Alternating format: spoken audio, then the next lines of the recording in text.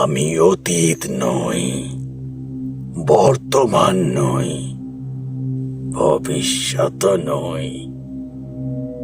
আমি একটা বিন্দু, যে ক্রমে পরিধির মতো পথ চলে বৃত্ত হতে চায়, সম্পূর্ণ হতে চায়, কিন্তু সম্ভব নয়।